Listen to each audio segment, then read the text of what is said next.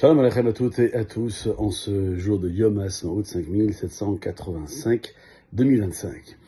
Le Midrash s'appuie sur un verset d'un Télim numéro 12 qui dit que la médisance ne jaillit pas des lèvres d'un individu sans qu'il n'ait préalablement renié sa foi essentielle.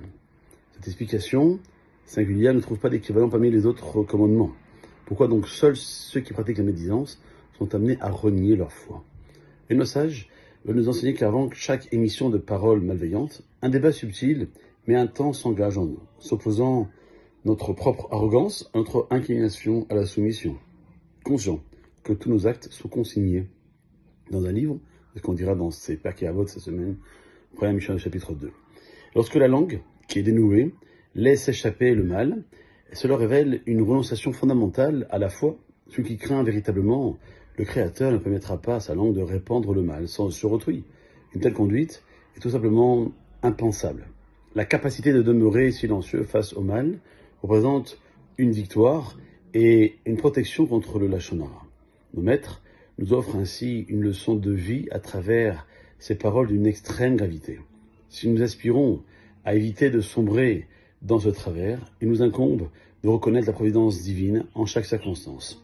Le Créateur nous a octroyé le don de la parole que le Targum Onkelos, la traduction en araméen, nous dit pour nous servir Dieu avec droiture et faire usage de cette parole pour propager le mal.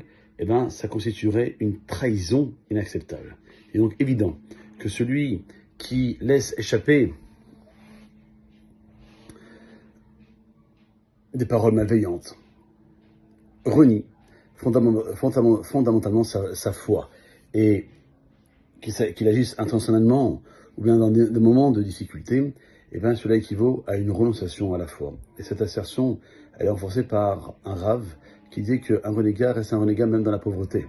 Même peu importe l'absence d'intention, si une personne se livre à la médisance, c'est qu'elle a renié l'existence de Dieu. Dès lors, il est primordial de cultiver la crainte du ciel, de méditer sur la providence divine afin de se prémunir contre le fléau de la médisance et de faire en sorte que ce qui sort de notre bouche doit être uniquement que pour le bien, rien que le bien avec autrui, avec soi-même et surtout avec Kadosh Baruch Hu.